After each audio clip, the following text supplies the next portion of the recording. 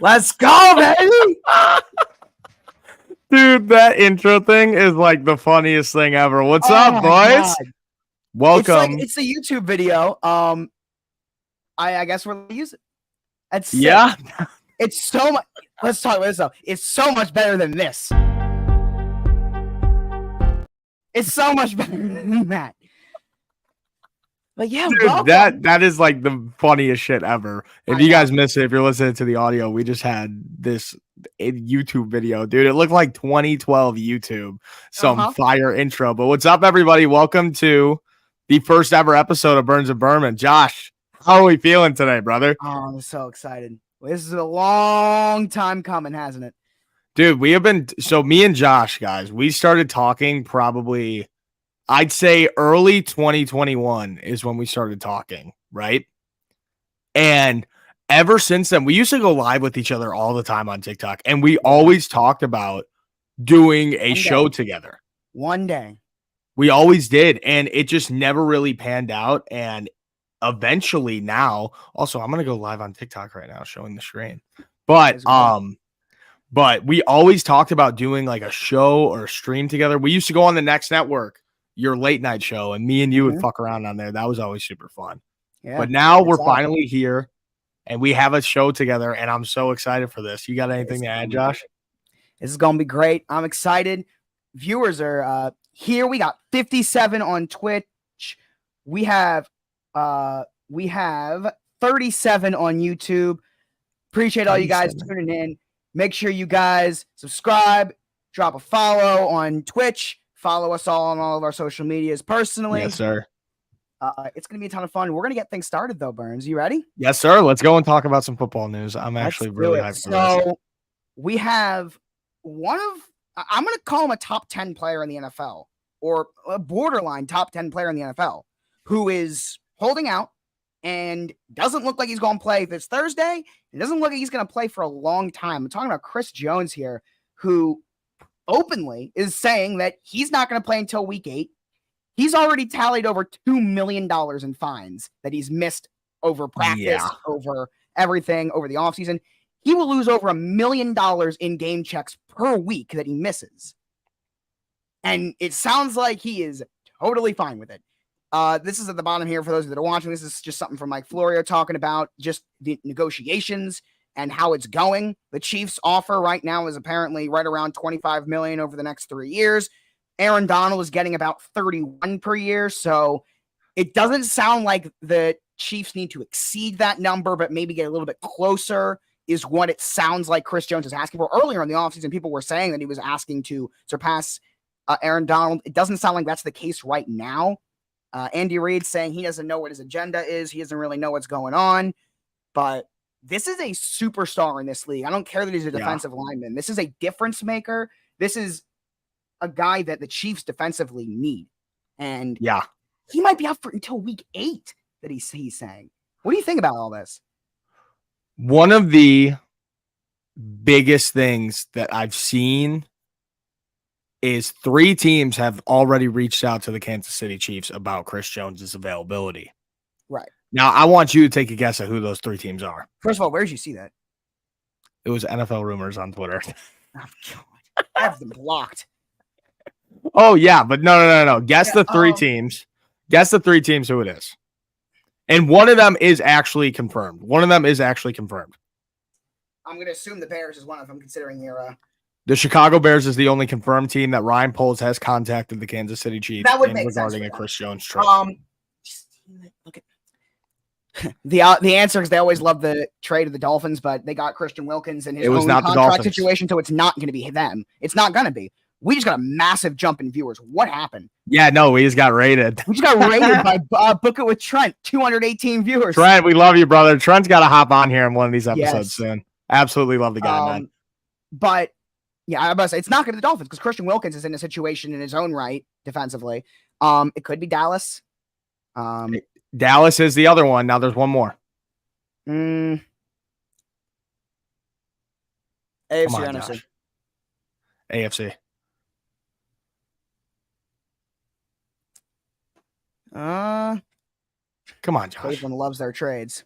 There you go. That's Cleveland right there. Wow. First guess. Really? Yes. That's what I saw on Twitter today, that it was Cleveland, Chicago, and Dallas. Now, do you think that any of those 3 teams actually has a shot at getting that trade? What are the odds he actually gets traded, you think?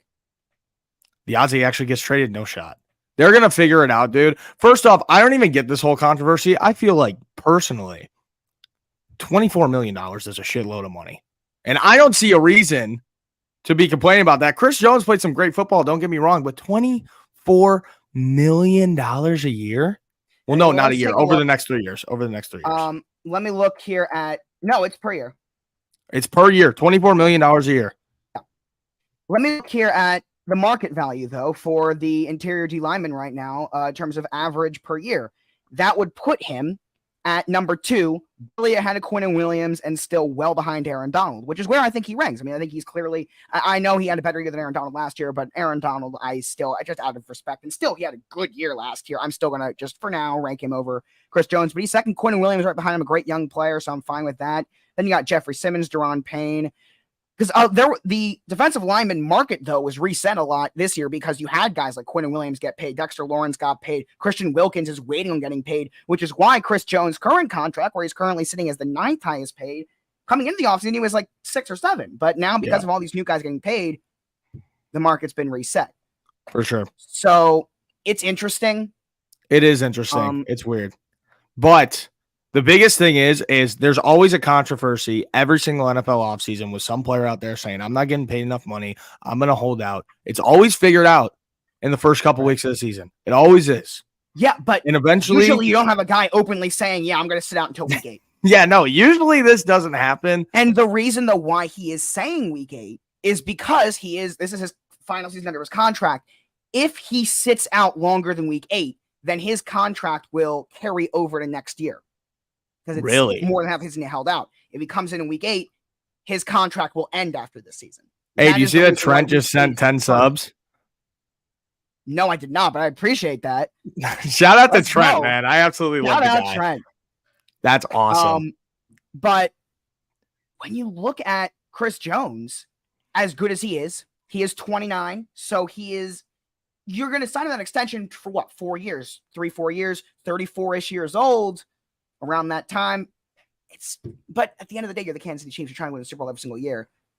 We saw what happened with Tyreek Hill. They were able to get rid of him. We thought it was gonna hold them back. It clearly didn't. But they had Travis Kelce. Yeah, they don't have young. That defense is dry. That defense is dry. I like Willie Gay is all right. I like him. I think he's solid. L'Jarius Sneed is all right, but there's not a guy who's going to be like a superstar. Nick Bolton, I think, is a dog. I think he's one of the most underrated players in the entire NFL, period. But again, he's still not Chris Jones. Yeah. Dude, the biggest thing I was thinking about when I brought up those trade teams is if somehow Dallas got a deal done with Chris Jones, that defense, it's already unreal. I mean, that would be DeMarcus Lawrence, Micah Parsons, and Chris Jones. Yeah.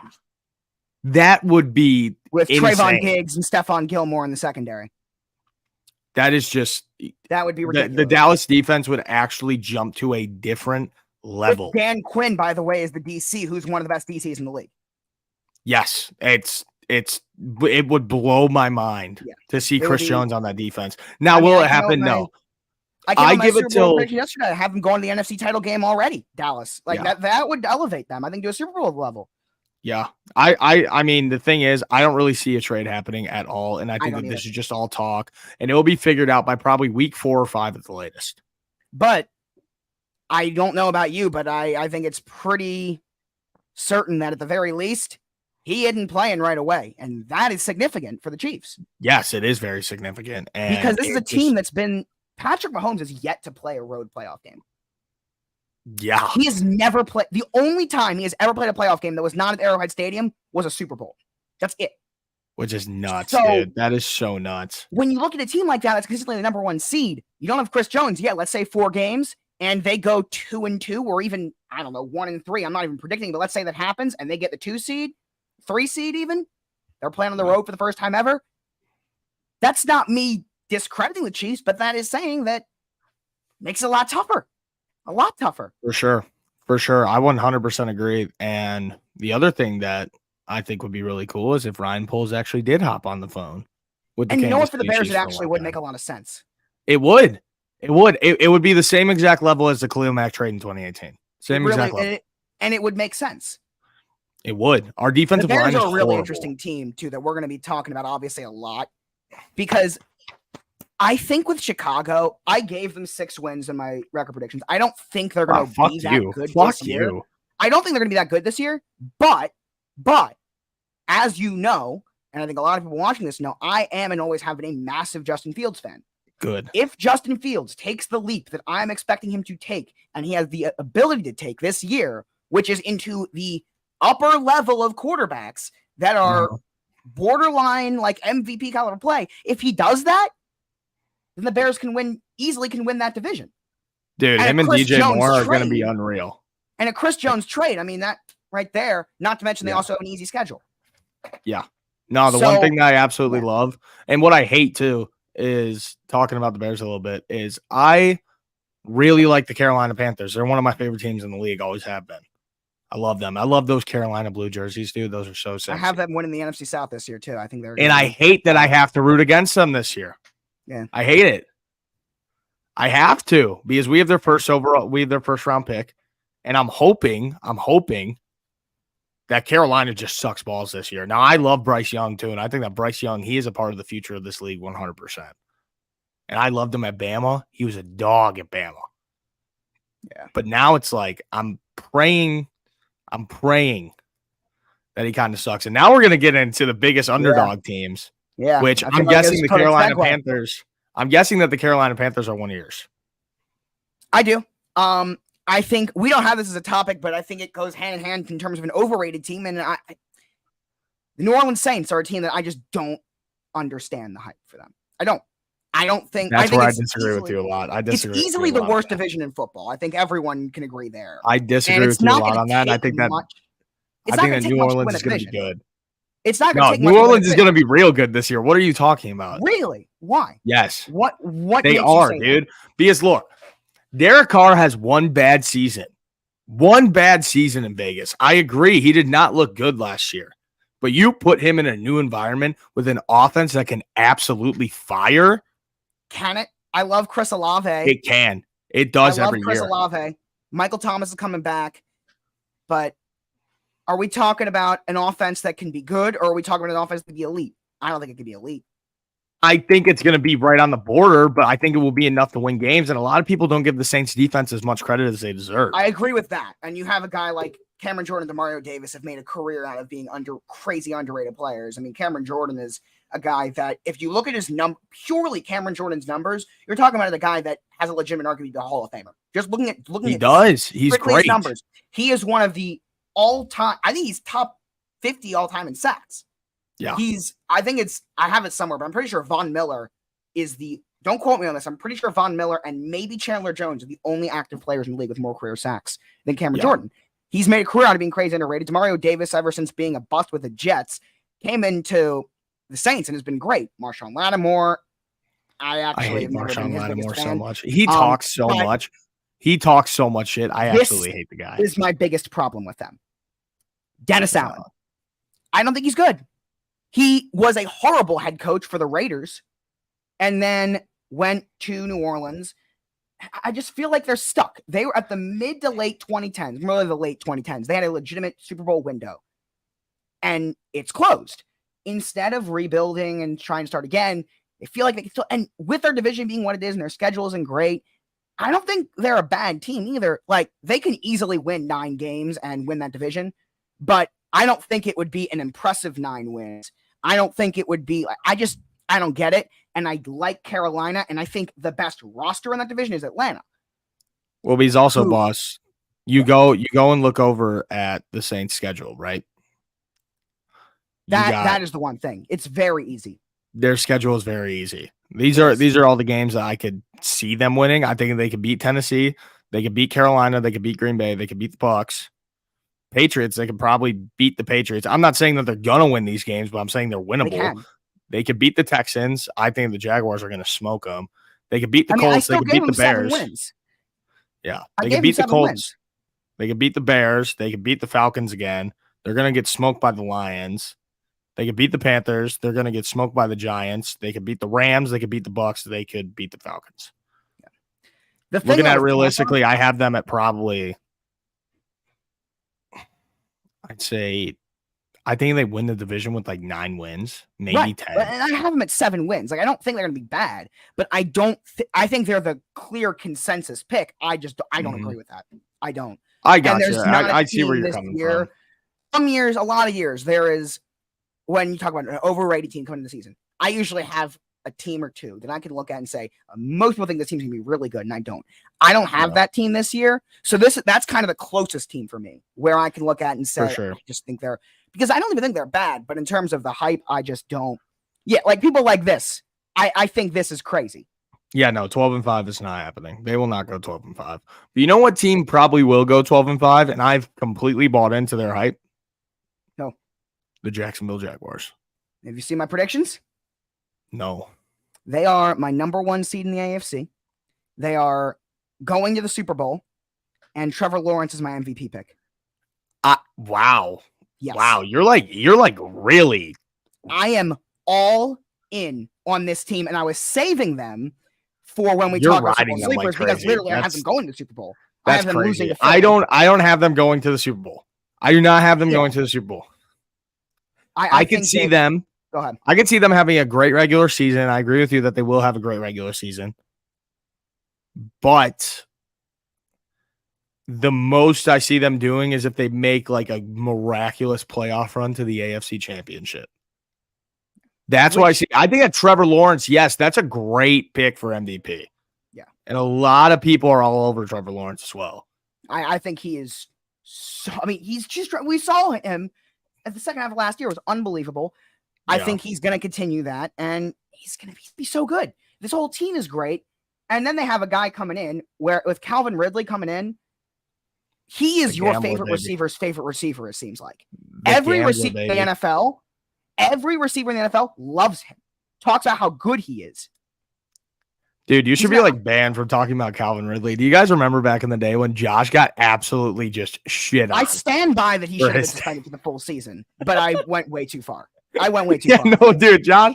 Okay, if you guys didn't see that, dude, Josh, the day that, but I stand by that he deserved that. The day that Calvin Ridley got suspended, Josh goes on this absolute monster rant, just saying this is deserved. He deserved a year, maybe even more, for the integrity of the game, and it was probably the funniest thing that I've ever seen reading through. And I honestly, I went too far with saying to ban him. That was a terrible take, but I absolutely 100% stand by the take that he deserved the year-long suspension.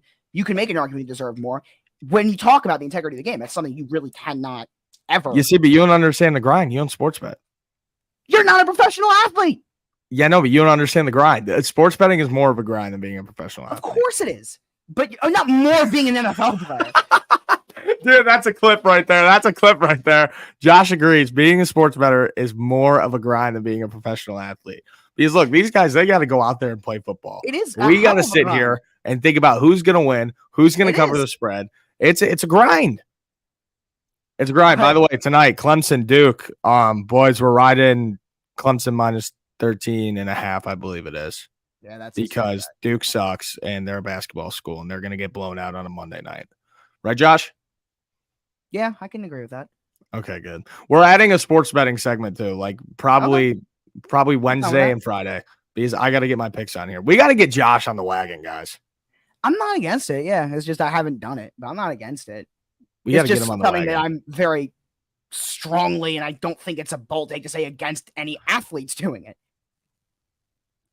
It's just like that kind of is. Dude, that video was too good. Okay, and the whole thing with the Lions too. The Lions were like the all-time gamblers this year. Yeah. Which was crazy to me. Yeah. It blew my mind. Josh, I love that comment. Josh, you never win unless you try.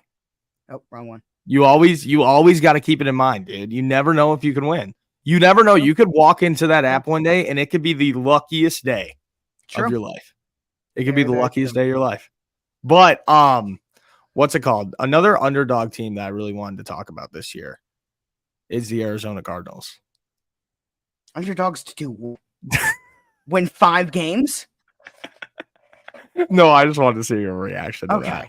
But the big underdog team, I didn't know that you were that big on the Jaguars. That is my team this year. One of the questions I always get, more so with like my friends and I guess online, But all the time people will go, who's your second favorite team? I always will answer the same thing. It's the team that I wind up hyping up before the season starts. Mhm. So one year it was Buffalo. One year it was Jacksonville. One year it was the Bears. When the Bears got Khalil Mack, it was the Bears because I had them going to the playoffs that year. And then they did. This year, without a doubt, it's Jacksonville. Because I've hyped them up so much. I think they're so good. Yeah. I do really have do. another underrated team, though. I got one too. And you're going to hate mine. You go first, though. You're going to hate mine, too. Okay. Is yours the Packers? Yep. And yours is the Steelers, isn't it? Yep. Mm-hmm. Well, I think with Pittsburgh, it's not out of the question at all. And if Pittsburgh was in the NFC, they could easily make a case to win a division, make a run to the Super Bowl, like type of team. Not go, but like in terms of making a run to like win a couple playoff games. The problem is there are at least eight teams in the AFC that I can say are better than Pittsburgh. You put them in the NFC. It's so hard, dude. The AFC is so fucked right now. 3 to 4. And yeah, like Pittsburgh, same thing with Cleveland, same thing with Denver. Those teams, if they're in the other, in particular Pittsburgh and Cleveland, but I will throw Denver in there as well. Where they're just in the wrong conference. If they NFC, dude, the AFC is just so overpowered right now. It's actually unreal. If they were in the NFC, easily Pittsburgh is a team that could go very far. The problem is there are too many teams in the conference that are better than them. And while my original take with Pickett coming into the draft, I thought he was horrible. I did not think he was good at all. I was thrilled when the Steelers drafted him. So did I. I legitimately did. I thought that he was bad. I still don't think he's very good, but he's definitely better than I thought he was going to be. Dude, but here's the thing. Pickett gets a lot of the credit, but he doesn't have to do any work when you have that defense on the other side of the ball. Right. He doesn't have to do any work. And it blew my mind looking back at it. Obviously, you have a close eye on the AFC North every year. I have a close eye on the NFC North. But it blew my mind when I look back at standings in, I believe it was like April or May, and I saw the Pittsburgh Steelers. They were right there. At 9-8. They always, and that's what they do. Steeler football is a thing. That is their culture. The standard is the standard. Steeler football. That's what they do. The Ravens and Steelers, and I think the Bears too, but I think more recently in the last 25 years, the Ravens and Steelers, the reason why they're so big, their rivalry is so massive is because they run their organizations the exact same way. Yeah. They love defense. They love effort. They love hard-nosed guys. They love blue collar, and they love old school football. The Ravens over the last 3 to 4 years have maybe went away from that a little bit, but the Steelers have done the opposite. They've doubled down on it. And because of that, Pittsburgh is a team that will almost never, not never, you saw what happened in Buffalo last year when they played, but almost never get blown out. They will always be in a game, but they're also almost never going to blow out a team. They're always going to be in those 21-17, 24-21, 13-10, 16-14. That's Steeler football. And that equals usually 7, 8, 9 wins every single hard-nosed football, dude. Hard-nosed football. They're gonna do. They play good defense and they run the ball. And they obviously have a top 15, you can argue top 10, borderline top 10. I wouldn't put him there, but you can make a case, coach in NFL history in Mike Tomlin. Yeah. No, I mean, he hasn't had a losing season in his entire career. Yeah. It's unbelievable. And that is very hard to do. Unbelievable. That is extremely hard to do. 16 years. Yeah. 16 years. It's crazy to me, dude. It's crazy to me. And you want to talk about the Packers. What do you want to say about the Packers? First of all, I don't think they're going to the playoffs. I don't think they're going to be that good.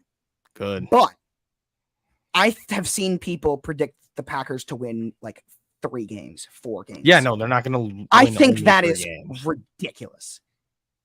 The Packers defense by themselves is really, really, really, really good. How many wins do you think they get? I don't think it's going to be them. I have them winning 7 games. I don't think they're going to be great. But gee, that's fine. I'm fine with that. I first of all think that they can. The NFC North is, for me, the most interesting division this year because I think you can make a legitimate argument for all 4 of those teams finishing first and all 4 of those teams finishing 4th. You can make a legitimate argument for all 4 teams. You can.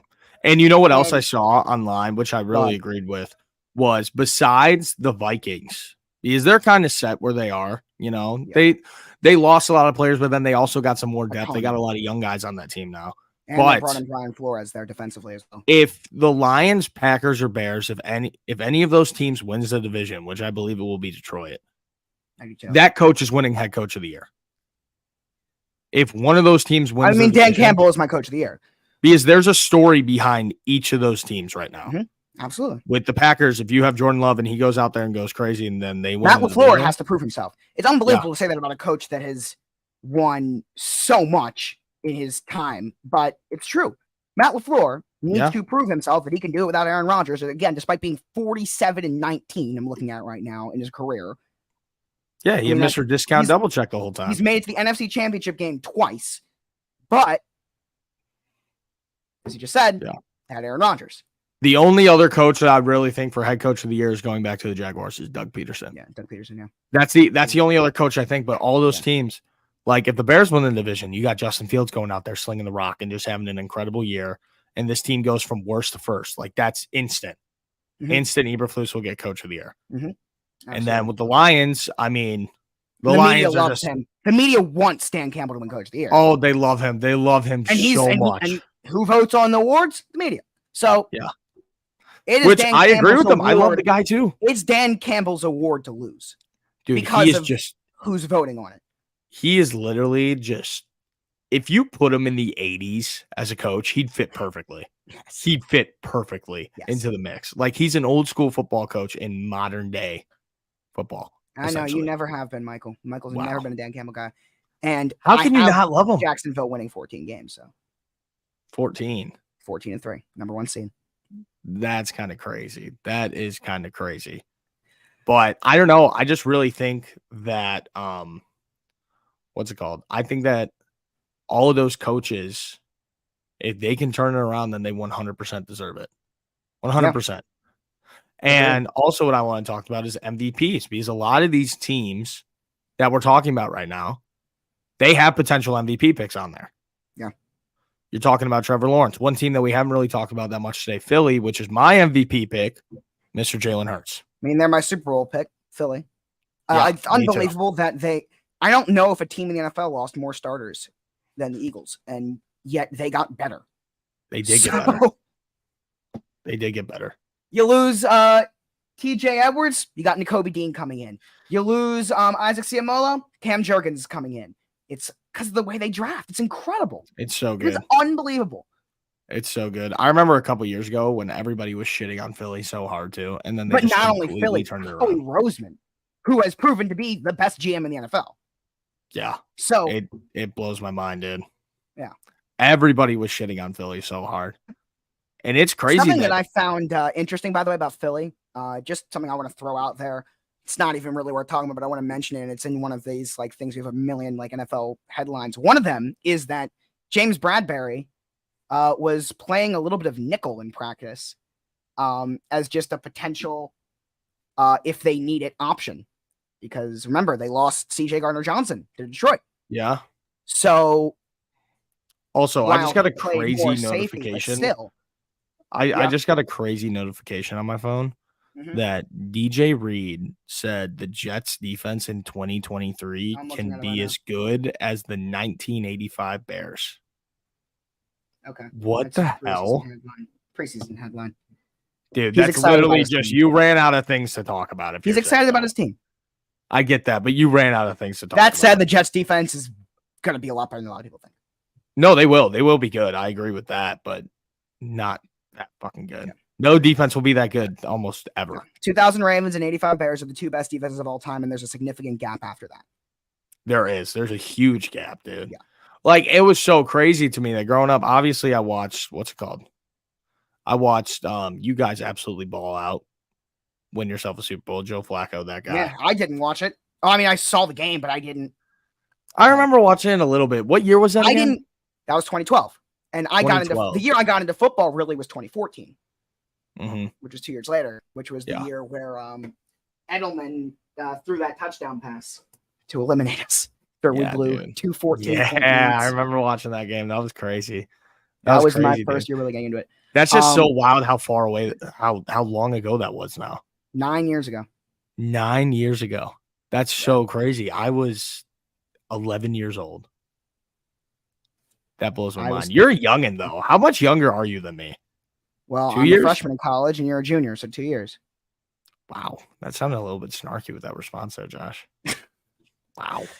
You want to get into some more headlines? Sure. All right, let's do that. Actually, Brian Burns. Another holdout. And this is one that no one has talked about.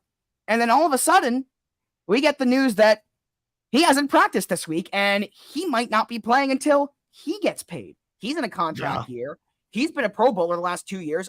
One of the most underrated Brian Burns players. is a dog. I always thought about so buying good. his jersey. I always thought about buying the jersey.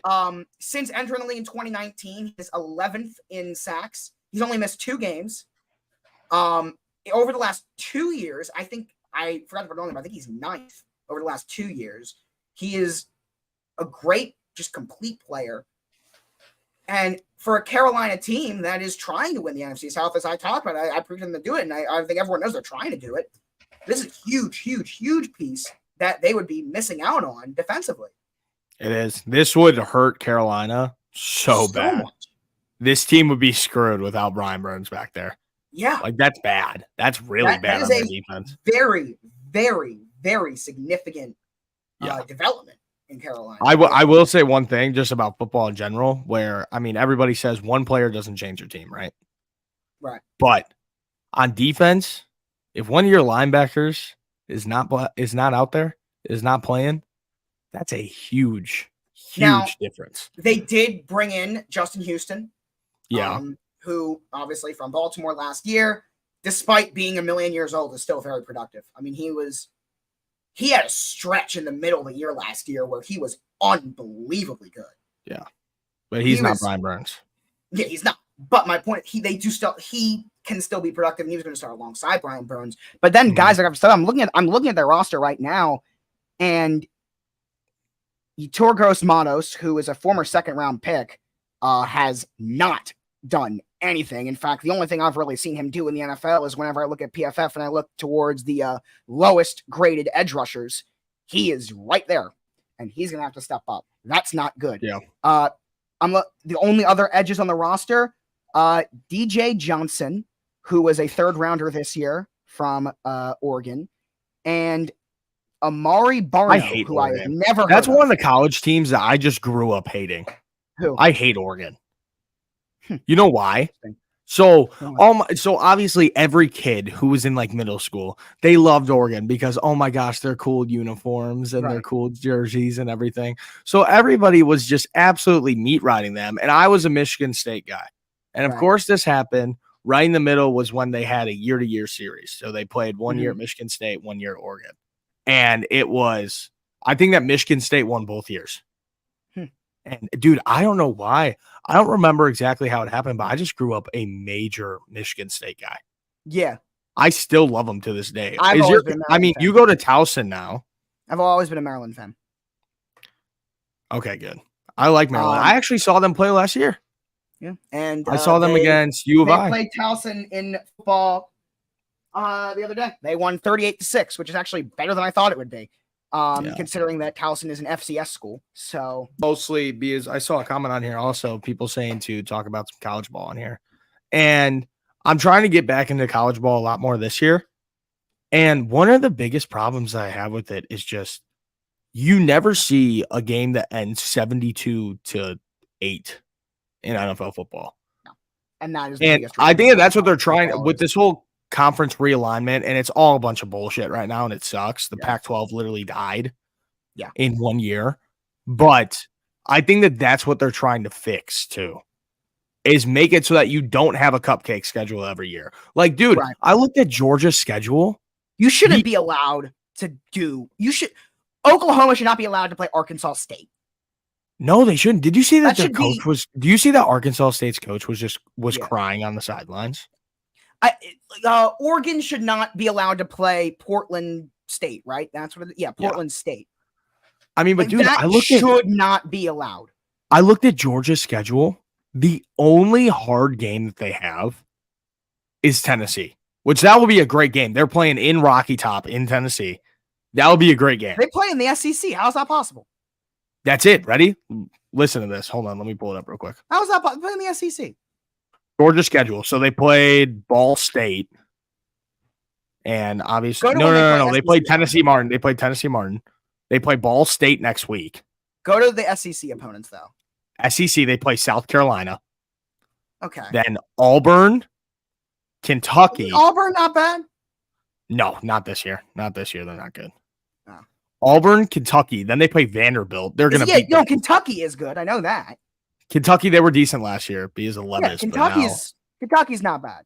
But now, I don't know. This year, I don't think they're going to be that good. Vanderbilt sucks. Florida, we saw they are not good this year. Missouri, no. Missouri sucks almost every year. Yeah. Ole Miss, that'll be a decent game. That'll be okay. Yeah. But then they play Tennessee, and that's their one like actually really hard game of the season. And then they play Georgia Tech. That's it. Yeah. That's their whole schedule. And apparently somebody just said it. The team, Ray Josh. Yeah. It's a college football team. And it's such a hot take, and people get so pissed whenever I say it. I think that this team has the worst fans in all of sports. I hate them more than Packers fans to a different level. Who? The Michigan Wolverines. I cannot fucking stand Michigan. I hate Michigan. I hate the Michigan Wolverines. I always will. And it's not even, I think that's the biggest reason why I became a Michigan State fan. Yeah. It's like the biggest reason why I became a Michigan State fan, because I just hated Michigan so much. And the other thing is, I thought about Ohio State, but I never really liked Ohio State either. Until Justin Fields went there, and then I was like, okay. So now I got to root for him a little bit, you know. But listen to this Michigan schedule. So they played East Carolina, and they only won 30-3, which is kind of surprising. Then UNLV, Bowling Green, Rutgers, Nebraska, Minnesota, Indiana, Michigan State. They have until November 11th until they play a ranked team. November 11th when they play Penn State, which that's the whiteout game at Penn State, which will be nuts. That's crazy. But still. I need to get to one of those games, the Penn State white. I need to go to one. Dude, that's such a bucket list thing. That is the best environment in all of college football. And it's close. That is literally like it's not close. The best environment in all of college football is the whiteout game at Penn State. And then they play Maryland, which Maryland, I love Tua's brother. Yeah, shout out Talia. He's pretty good. And then they have the game against Ohio State, the last game of the year, like every year. But still, I mean, dude, it's just cakewalks. Yeah. You don't have to watch a single game of college football until November. You don't have to watch a single one. The NFL, every single week matters. Agreed. There's no... In college, it only matters if the team loses. It only matters if they lose. It doesn't matter if they win. Yep. Unless if you're like going for a crazy upset, but that's just ruining somebody else's season. Right.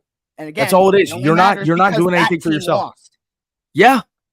Losses matter, and in the NFL, wins matter. And that's why the NFL is so much better than college football. I like college football, and I enjoy college football Saturday. Fully agree.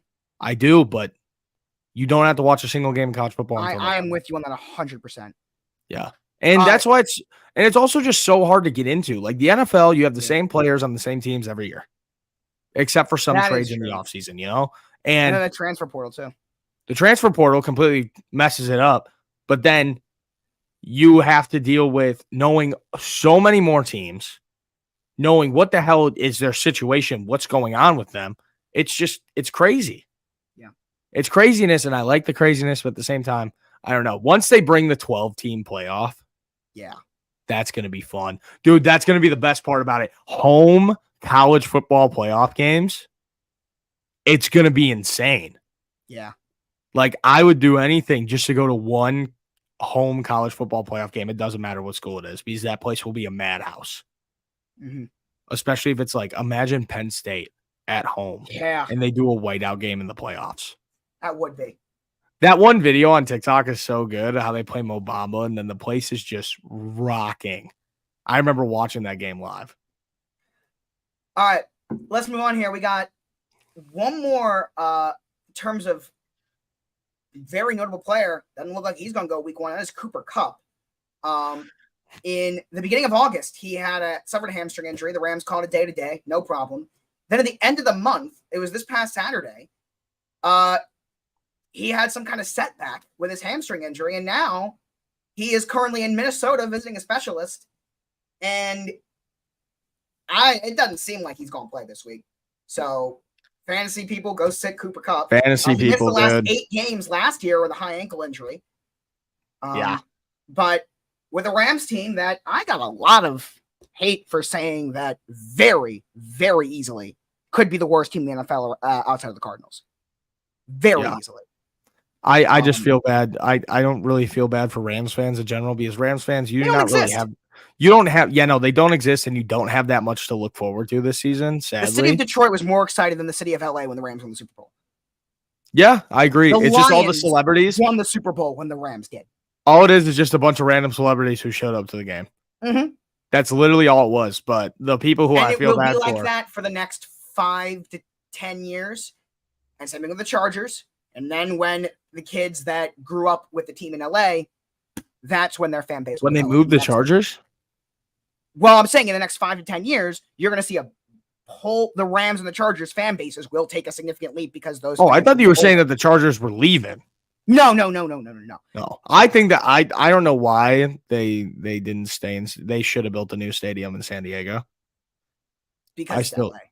Yeah, I know it's LA, but I'll never like the Chargers in LA. St. Louis deserves a football team though more than San Diego does. I think. Yeah, St. Louis, dude, their fans are extremely dedicated. St. Louis is a much better sports. I mean, obviously, like right now at school, I'm an hour and a half away from St. Louis, and I'm here with a bunch of St. Louis guys. And just for the Cardinals, they are nuts. Yeah. For the Cardinals. And the craziest thing also that I saw about St. Louis is their XFL team. That's what I just said. Yeah, the XFL. Yeah. They literally like sell out the stadium every week just to watch it. Because that's their professional team. Yeah, I do feel bad for them that the Rams left. The Rams fit well. They fit very well in St. Louis. The Rams are LA. It's not like the Chargers. To be fair, the Chargers' first season was in LA, and then they moved to San Diego in their second season. But the Rams were the LA Rams. Yeah, they were the LA Rams. And I think 40 years, and then they moved to St. Louis for 20. They belong in LA. Yeah, St. Louis deserve a team. But if anyone belongs in St. Louis, it's the Cardinals. The Cardinals were the ones that were in St. Louis for a long time before moving to Arizona. Yeah. And I could also I see somebody talking about it in chat, that St. Louis could get a basketball team. And I feel like that would be perfect there. I'll tell you who needs a basketball team is Kansas City. Outside they of do. Seattle. Other than they Seattle do. and Vegas, because they're going to be the ones that get it. Mm-hmm. Whenever the NBA expands, which I will go on the record right now and say, I think I'm a freshman in college, just started college. By the time I graduate college, Seattle and Vegas will have NBA teams. Yeah. I really like that Vegas is becoming a sports town. Yeah. I hate that the A's are moving there because I love the Oakland A's, dude. I love the Oakland A's. Like, the aesthetic of the Oakland A's is so good. They just need a new stadium. They do. They need a new stadium. That place is such a dump. It's horrible. It's worse than FedEx Field. It's worse. Oh, yeah.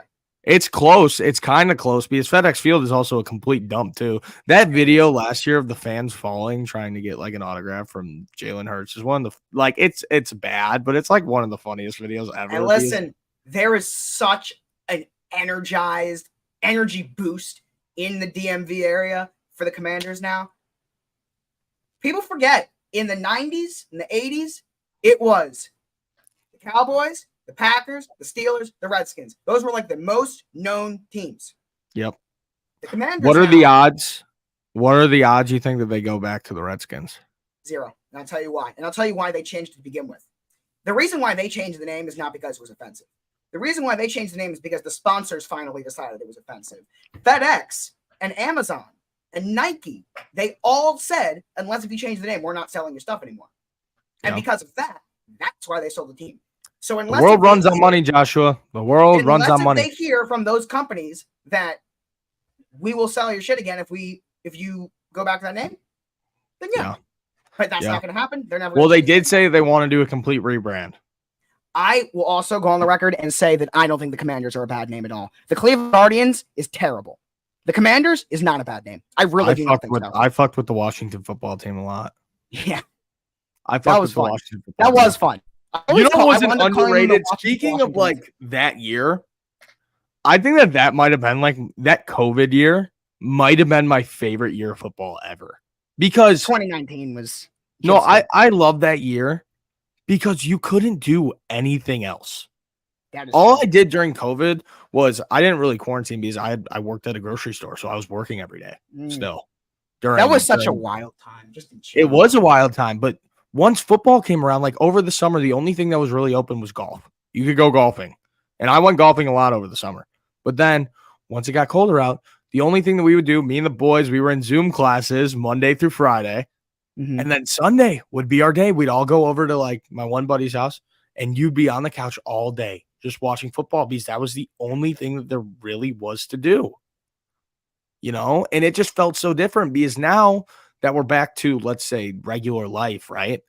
Football's still there and it's still very prevalent. Like a lot of people started watching football so much more during COVID. Like they gained such a big following during that. Well, Obviously, they already had a big following, but that just boosted it so much more. Yeah. Because that was the one sports league during the fall that was still going. The NFL played every single game, basically. And my favorite game of that year. No, they did. They did not miss. I mean, things got moved around, but they didn't miss a game. Yeah. It's crazy they that played a Ravens-Steelers game on a Wednesday afternoon. I know, and I love that game. That was one of my favorite games. That was one of my favorite games. Wednesday. You know what? That Trace McSorley touchdown to Hollywood was the only touchdown that Minka Fitzpatrick allowed in coverage that entire season. Yeah, and I remember watching that game. McSorley. I got done with class, and I remember right away I was watching the pregame show, ready for it. And it was like you had no responsibilities, and that's when sports betting also took over. Well, that's when it got legalized. Yeah, no, that's when it got legalized here. And I remember the first game of the season, my dad comes downstairs and he goes, "Hey, since we can't go to the games this year, we're going to start sports betting." And that's how the journey began. And that season, it feels like a fever dream almost. Yeah. It's just so like lukewarm, you know, where it's like it happened, but it doesn't feel real. Because it was something straight of a movie. It literally is straight out of a movie. It was a deadly disease that killed a lot of people, that forced everyone to stay in their house. Until 2020, that sounds like a movie. Yeah. No, it seriously did. But football still happened. It's a wild thing that actually happened. And football the still NBA happened. canceled their season and resumed in Disney World. That is like the craziest thing ever. Think about that sentence. Dude, that's so crazy. The NBA stopped playing, took a break, let's go, and finished their year in Disney. No way. What happened? It's going to be here on the 7th. Okay. Have you seen, everybody in here has seen it. Have you seen the ads for that Temu app on TikTok? I see it all the time on my For You page. And it's basically this app. Okay, honestly, if I get any ads, to me, it scrolls, so I don't know. Yeah, but it's basically like, you know what DHgate is, where you can order like the fake jerseys for super cheap? I don't know that website in particular, but I know you should look into that. I know, because you can get in general, yeah. Yeah, because you can get off like fake NFL jerseys for like $24 a piece. So if you want, and it takes like a month to ship, but they actually do come and they look pretty good. So if you just want like some random ass jerseys, like that's the best way to do it. Instead the only one I ever got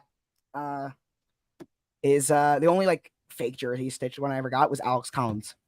Really? Yes. I haven't gotten a DHgate one yet. I am going to get a Connor Bedard Blackhawks jersey from there because they literally, dude, hockey jerseys are so expensive. They're crazy expensive. Like each one, well, they're like sweaters. They're not jerseys, you know? But back to what I was saying.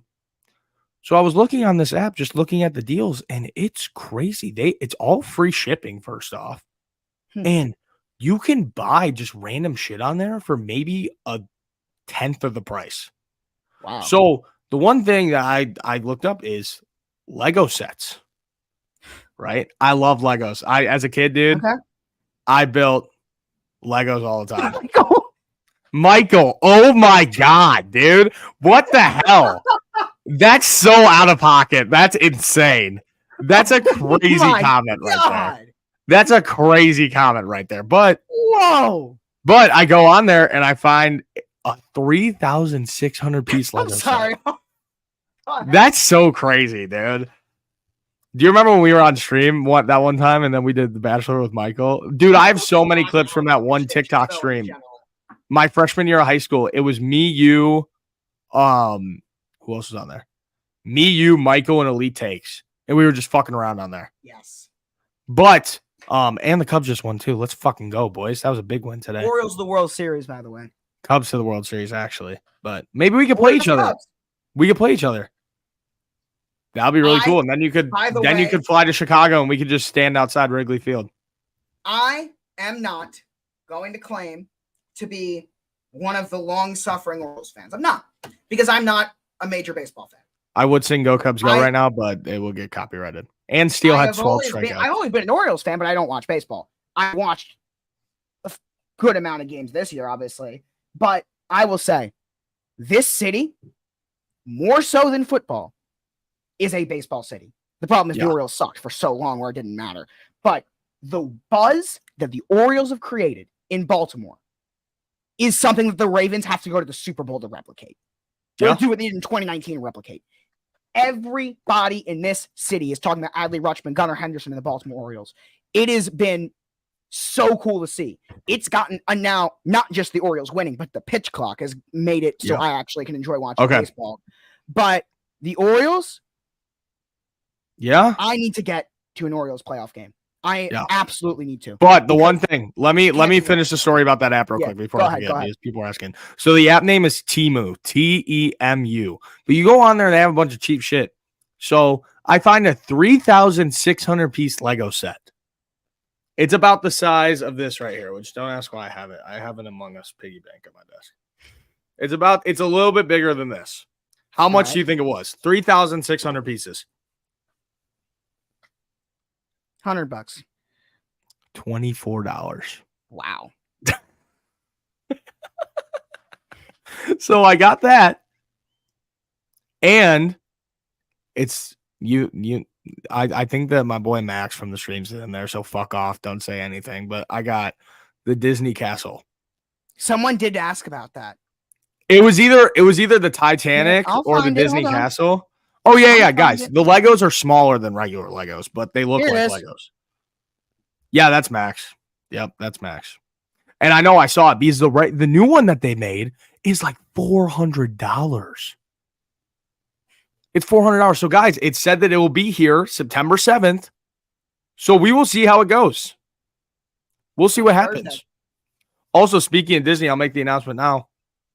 I'm going back spring break. Me and Katie are going back. Part 2. Free agency in Disney World is like the best thing ever.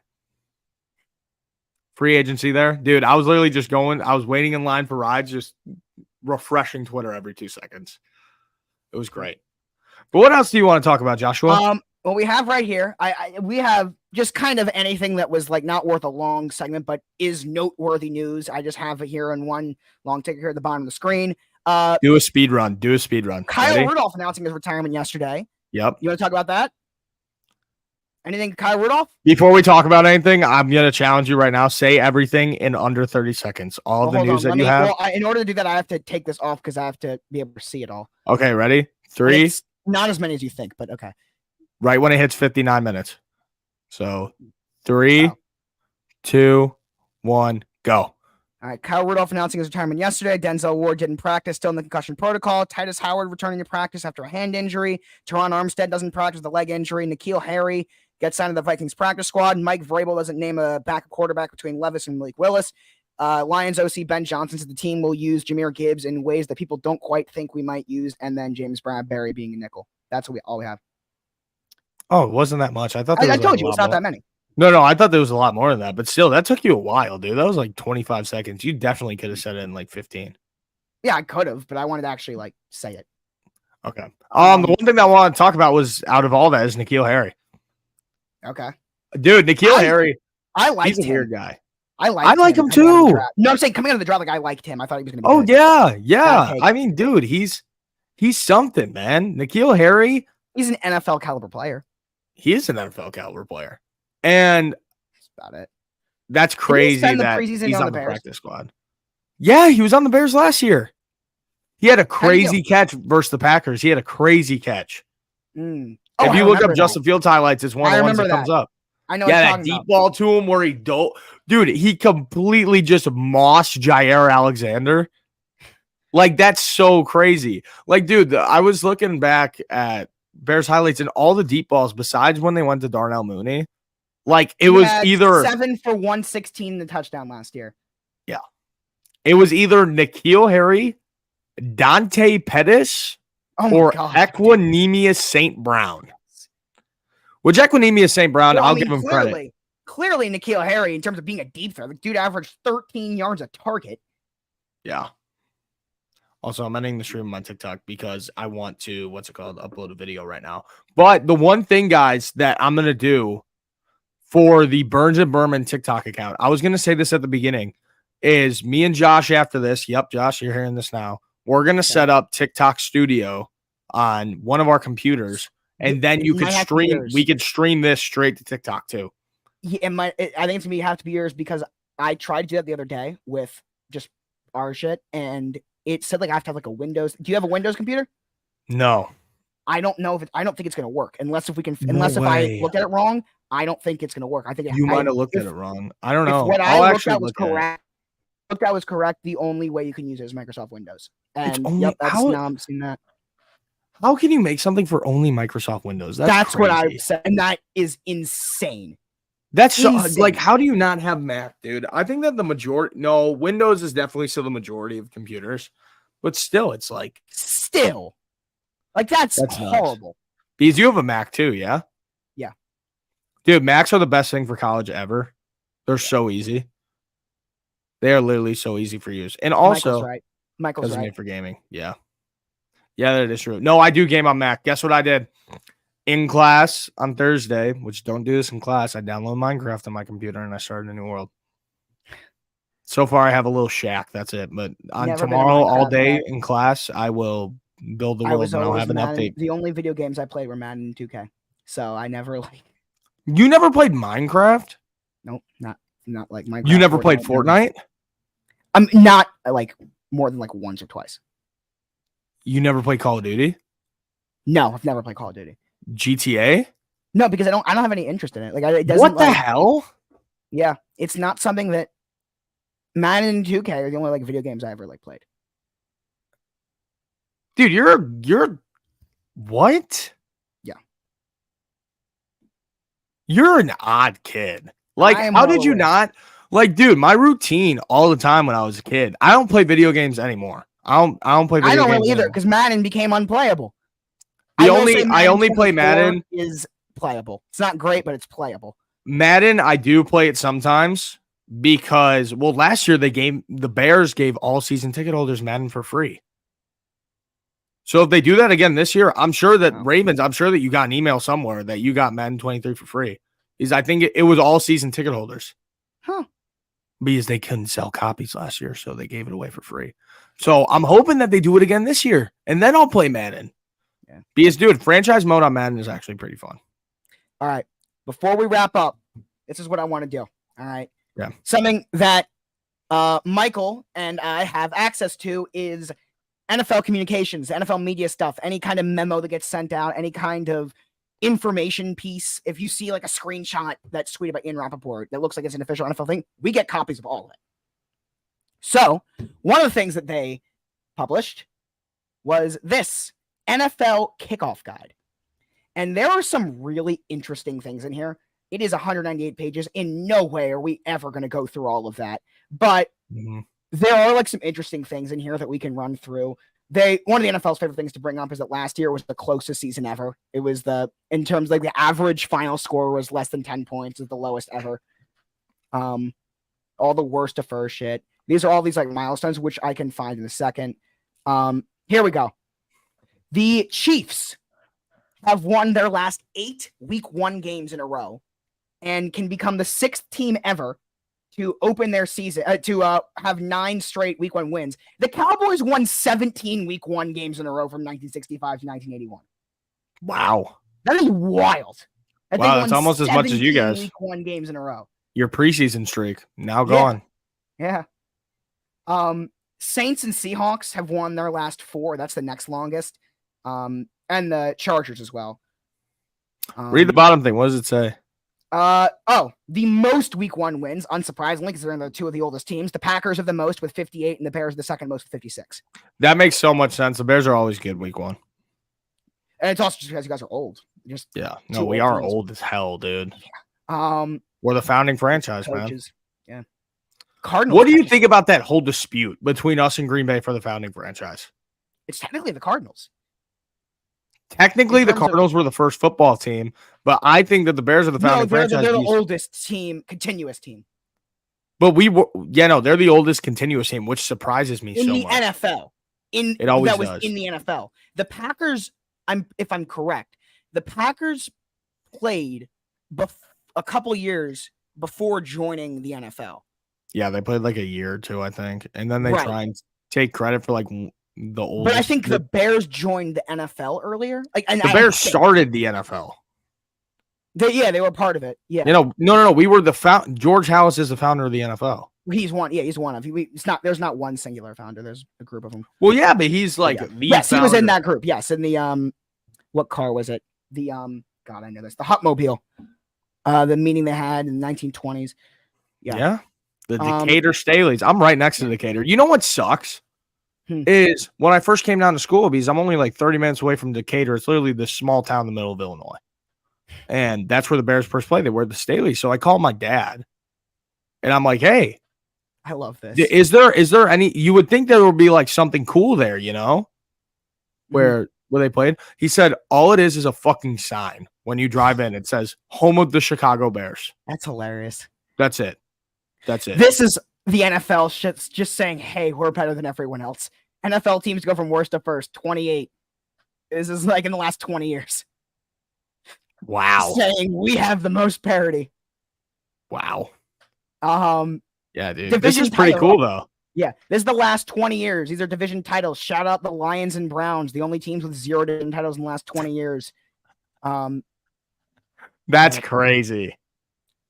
Playoff berths. It is cool though to see that every single team has made the playoffs at least twice, and with the exception of the Browns, every team has made it at least 3 times over the last 20 years. That again speaks to the parity.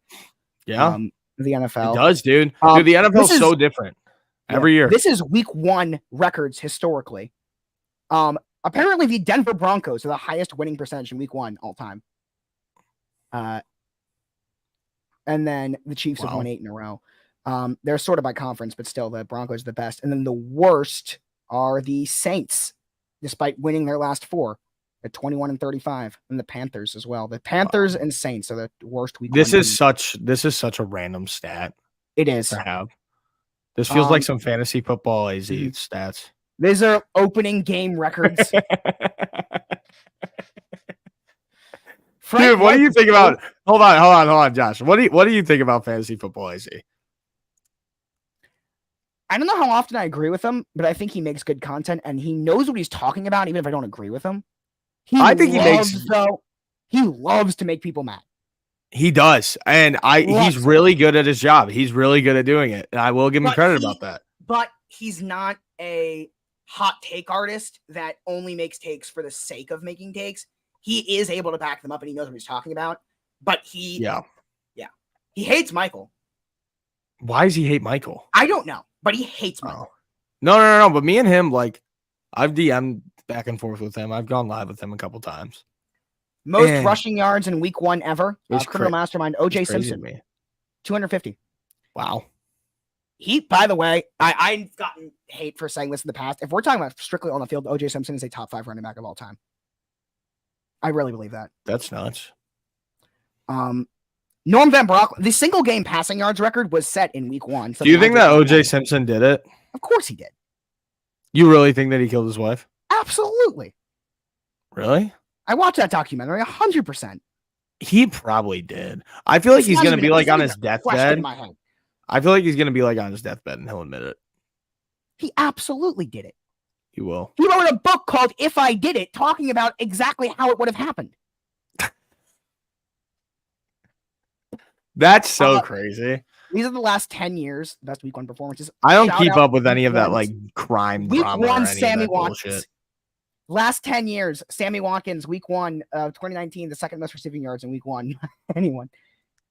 Yeah. This is the best. What's this? This is for the opening month, the best record over the last 10 years in the opening month of the season. Chiefs, Patriots, Packers, Broncos, Rams, Ravens, Cowboys, Seahawks. Wow. Interesting. This is pretty cool, Joshua. Yeah. Pretty sweet. And then this is overall regular season record over the last 10 years. Chiefs, Patriots, Seahawks, Packers, Steelers. Wow. Okay. How are the Steelers in the 5th? That's insane. Can we talk about this for a second? How the Steelers over the last 10 years have the 5th best winning percentage in the regular season, actually tied for 4th, and they have 6 playoff berths, meaning they missed the playoffs 4 times in the last decade, and yet still have tied for the 4th best winning percentage over the last decade in the regular season. That's crazy. No, that is nuts. That actually is nuts. Total miles traveled this season. The Bears travel the 3rd least. Yeah. Bears, Packers, and Cincy, because we're all right in the middle of the country. Yeah. And the NFC West is the top. The Ravens. Of course, Seattle. I mean, dude, it's going to be all London, so. Yeah, and it's going to be all the teams who are on the coast, on either coast. 5 teams with a 3-game road trip this year, including us. Then we also have 3 straight home games, though, or back-to-back home games. And we have 3 straight home games, yeah. Dude, that was the craziest thing about the Bears' schedule last season is we were home the entire month of December. The entire month. It's a strength of schedule. The last time, just a bunch of different things. This is pretty dope. Yeah, it is. You gotta show me how to sign up for this shit, because this is actually pretty cool. Anniversary. The 130th anniversary of the first known professional football contract. Wow. 125th anniversary of the Morgan Athletic Club forming in Chicago. Later came known as the Normals. Then the Racine Cardinals, Chicago Cardinals. So this is the Cardinals' 125th anniversary. And the NFL has only existed for 104 years. And the Cardinals still aren't good. No. The Forward Pass is celebrating its 90th anniversary. Yes, for the first 15 years, you could not throw the football. And dude, that would be so. You know how boring Roosevelt saved football. Real fact. Wow. 65th anniversary of the greatest game ever played, the 1958 NFL Championship game. Iconic game. Dude, go down to 15 years. Look at that. Only 15 years ago, a NFL game was streamed live on the internet for the first time. The first time in 2008. That's it. 20th. Above it's even crazier. The 20th anniversary of NFL Network. What do you think about NFL Network? I like Good Morning Football. I think that's a great show. 10 years since Peyton Manning set all those records in 2013. Wow. These are all slide on the alternate jerseys and alternate helmets. Oh, alternate uniforms. That's nice. That's nice. The Titans. This is why the Ravens are a first-class organization. Art Modell, when we moved to Baltimore, when the Browns moved to Baltimore, they said we're the only team that has ever done this, that moved. Instead of taking the Browns logo, history, name, records, they said we're starting over. Cleveland can keep all of it, and when they get a new team, they can start again. The Ravens were treated as an expansion team. The rest of the teams, like the Titans, when the Houston Oilers moved, said, we're taking all this with you. If they really wanted to, the Titans can use the Houston Oilers uniforms against the Texans, if they really wanted to. Oh, dude, you know how much of a tool thing that would be? It would be. That's such a douchebag move. Yeah. And that is why we are a first-class organization. We wanted to be the Baltimore Colts. That was what it did. And the Irsay family said, no, we're keeping it. And you guys have to be a new team. We became the Ravens. But they wanted to take the Colts stuff back and just continue the Baltimore Colts. They said, no. Vegas hosting the Super Bowl. Whole stuff about Vegas. Super Bowl. This is pretty cool. I think this is a good spot to call it, Josh. Yeah. For our first ever episode of Burns and Berman. Guys, I appreciate every single one of you who joined and all the people who are going to watch this or listen. We've had over 100 viewers pretty much the entire time. Everything. We really do appreciate it, man. This means a lot. Hey, make sure to go and follow the Burns and Berman TikTok. Make sure to subscribe to the YouTube if you're not already subscribed. Show the Next Network some love on Twitch. You guys know they do their fucking thing on there, man. there's not most much of our viewers have been on Twitch today, so I appreciate all you guys there. Yeah. So appreciate go subscribe to the YouTube as well, because go subscribe to the YouTube. We're really trying to grow the YouTube. It's so hard to grow on YouTube. it's so hard.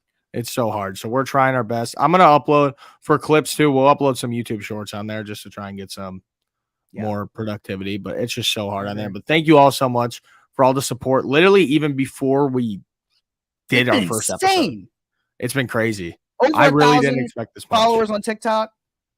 Yeah, it's nuts. absolutely nuts. How much is it out right now? Let me look. It's like 16.5, I think. Yeah, 16.23. That's wild. Absolutely insane. That's wild. And remember, you're getting this 3 times a week: Monday, Wednesday, Friday. Yeah, so we'll be back here on Wednesday. Yeah, we'll be back here on Wednesday. We're going to preview Chiefs Lions.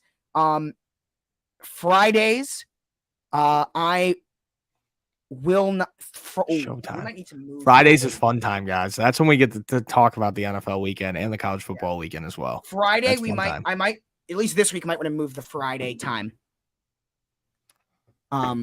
This kid sucks. But I also remember we have I have class starting at 5:00 Eastern on Mondays and Wednesdays. So maybe a little bit more on a time constraint on Mondays and Wednesdays. Usually, obviously, it's Labor Day, so that's not a problem. But yeah, we'll still be able to go for like an hour, though. We'll still be able to go for an hour. That's what I'm saying. It's going to be about an hour in length, which is perfect to the minute, because I'm going to try and end it around 4:30 every time so I can get ready to leave. So it's going to be basically about an hour in length the whole time. This has been a great episode. Thank you all so much. Yeah. And we're going to get better at this. We all will. It'll be more concise, and you know what I'm saying. It's just you got to settle in, man. We got to settle in. It's the first episode. But I think this was a pretty damn good first start. I agree. And this show will just get better and better and grow as the season moves on. And I'm really excited to see where this goes. Shout out Stephen A. We're coming. Yeah, we're coming. We're coming for First Take. But I love you boys so much. Thank you so much for joining. We really do appreciate it. And we will see you guys next week. No, we won't. We'll see not next week. Fucking Wednesday. My fault. I'm so used to on Stop BS saying next week. But all right. Thank you boys so much. We will see you guys soon. Deuces.